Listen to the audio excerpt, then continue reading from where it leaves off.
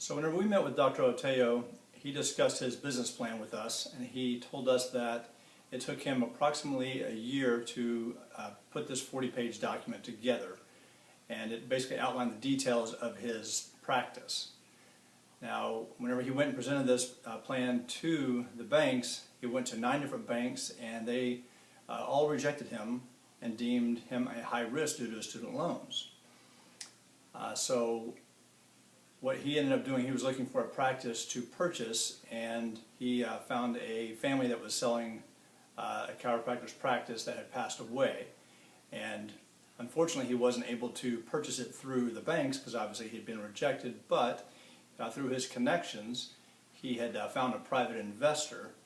Now, the positive of this, of course, was by having this private investor, he was 100% the owner of his business, or of the practice. Dr. Oteo was.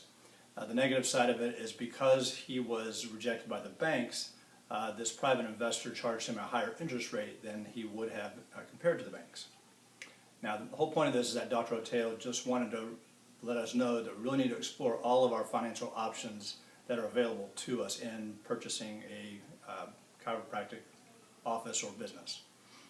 Now, one of the other things that Dr. Oteo mentioned was purchasing our equipment. He said, do not be afraid of looking at other chiropractors that have gone out of business or that are upgrading their equipment and purchase their equipment for huge discounts. He said he had purchased a lot of his equipment this way and had even saved some of it in storage until he was ready for it. The last thing that we looked at was the location of his business. His building was on a very busy highway with lots of construction. The deterrent to this is it's hard to get to. The roads were pretty rough, and it could take a little bit longer to get there while this construction is going on.